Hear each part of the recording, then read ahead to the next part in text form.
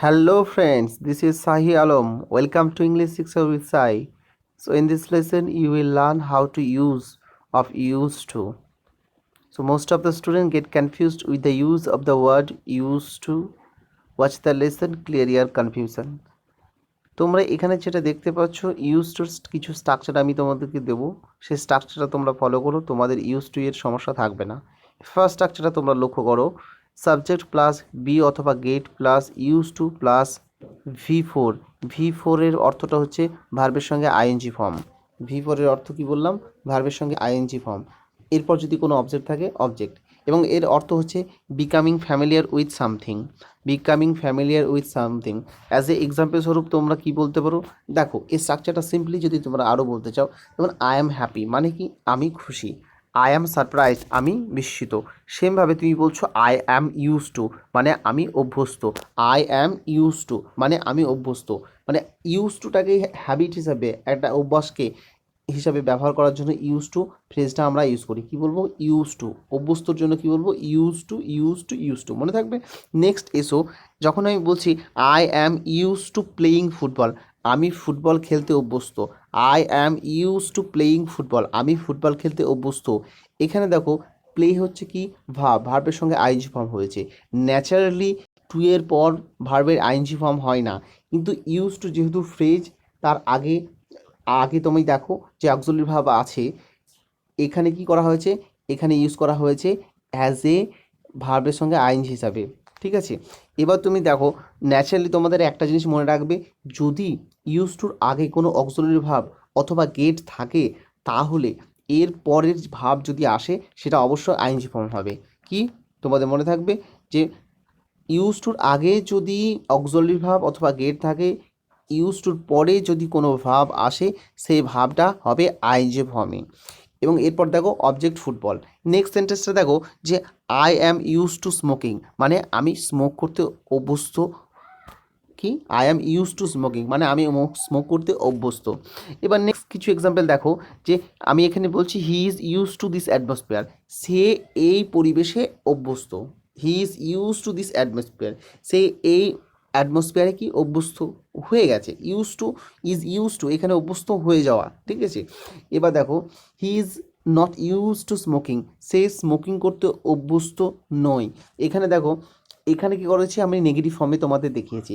এখানে যদি এখানে যে অ্যাক্সিলারি ভার্বটা আছে am is are according to subject হবে, এটা কিন্তু সবসময় এক করবে না, মাথায় রাখবে তোমরা। নেক্সট সেন্টেন্সটা দেখো যে is he use to smoking, সে কি স্মোক করতে অভ্যস্ত। এখানে দেখো হি ইউজ টু স্মোকিং, এটা তোমরা লক্ষ্য করো, এটাকে আমরা করেছি ইন্টারোগেটিভ। নেক্সট সেন্টেন্স দেখো I am getting use to smoke, sorry এখানে স্মোক হবে না, এখানে হবে স্মোকিং। ঠিক আছে, এটা হবে smoking. I am use to ও স্মোক, আমরা কি I am getting use to smoke আমি স্মোক করতে অভ্যস্ত হয়ে যাচ্ছি, মানে আমি কমপ্লিটলি হয়নি, আস্তে আস্তে হচ্ছি। যখন তোমরা গেটটা ইউজ করবে তার অর্থটা হচ্ছে যে তোমাদের অভ্যাসটা কমপ্লিট হয়নি বা কোনো অ্যাক্টিভিটিটা কমপ্লিট হয়নি, তোমরা আস্তে আস্তে অভ্যস্ত হয়ে যাচ্ছ। এবার নেক্সট সেন্টেন্সটা দেখো যে I am getting use two watching movie, বুঝতে পেরেছো? এবার তুমি মুভি দেখতে অভ্যস্ত হয়ে যাচ্ছ কিন্তু কমপ্লিটলি এখনও অভ্যস্ত হওনি।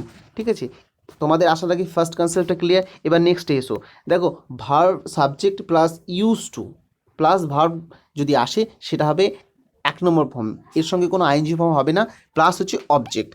এর অর্থ কী বুঝবে? পাস্ট কোনো হ্যাবিট। দেখো দেখো সিম্পলি যদি তোমরা বলো যে আই স্মোক মানে কি আমি ধূমপান করি, তুমি ধূমপান এখন করো, এবং আই স্মোকড আমি ধূমপান করতাম, আই ইউজ টু স্মোক আমি ধূমপান করতে অভ্যস্ত ছিলাম। এর অর্থটা হচ্ছে কি যে তুমি আগে স্মোক করতে অভ্যস্ত ছিলে, এখন আর অভ্যস্ত নয়। কি বলবে? যে আই ইউজ টু, এখানে দেখো এর সঙ্গে কোনো কিন্তু অক্সিলারি ভার্ব নেই, এটাই কিন্তু পাস্ট টেন্সে ইউজ করা হয়েছে। কি কিসে ইউজ করা হয়েছে? পাস্ট টেন্সে, এটা তোমাদের মনে থাকে জানো। উফ। এবার দেখো আমি এখানে বলছি যে I didn't use to smoke, এটাকে আমি নেগেটিভ করেছি। ডিড প্লাস ভার্বের এক নম্বর ফর্ম ইকুয়াল টু হচ্ছে V2, অর্থাৎ এখানে নেগেটিভ করার সময় আমরা ডিডটা ইউজ করি পাস্ট টেন্সে, তোমরা ন্যাচারালি এই রুলসটা জানো। এবার দেখো এটাকে যদি ইন্টারোগেটিভ করি যে did I use to smoke, did I use to smoke, did plus V1 equal to V2, এখানে টু স্মোক, এখানে একটা তোমার ফুল স্টপ হবে না, এটা হবে কোশ্চেন মার্ক। ঠিক আছে, তাহলে এখানে তোমরা দেখতে পাচ্ছ এটাকে আমরা ইন্টারোগেটিভ সেন্টেন্সে ইউজ করতে পারি। এবার দেখো নেক্সট হচ্ছে জেনারেল ইউজ। জেনারেল ইউজকে আমরা কীভাবে জেনারেলি ব্যবহার করি। এবার দেখো তোমরা যে আই ইউজ এ নাইফ, কী বলছে, আই ইউজ এ নাইফ, আমি একটা ছুরি ব্যবহার করি। আই ইউজড এ নাইফ, আমি একটা ছুরি ব্যবহার করতাম। তারপরে বলছি যে I used a knife two cut fruits, আমি ফ্রুট কাটার জন্য ছুরি ব্যবহার করতাম। দেখো এখানে যদি এই সেন্টেন্সটাকে আমি প্যাসিভ ভয়েসে করে দিই, প্যাসিভ ভয়েস, আশা রাখছি প্যাসিভ ভয়েস তোমরা অনেকে জানো, যদি না জানো তোমাদের আমি যখন অ্যাক্টিভ প্যাসিভ ভয়েস করাবো তখন তোমরা সেখানে শিখে যাবে।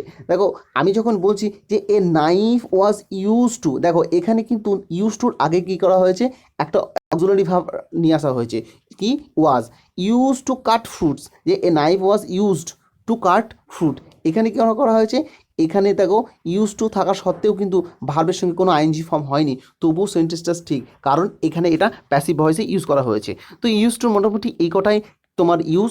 আশা রাখছি তোমাদের ইউজ টুর যে সমস্যা সেটা দূর হয়েছে। তোমাদের সকলকে অনেক ধন্যবাদ। তোমরা সবাই ভালো থেকো, সুস্থ থেকো। আর যদি তোমাদের কোনো অসুবিধা হয় তোমরা কমেন্টে জানাবে। আর একটা কথা, তোমরা প্লিজ চ্যানেলটিকে সাবস্ক্রাইব করতে, লাইক এবং কমেন্ট এবং শেয়ার করতে ভুলবে না।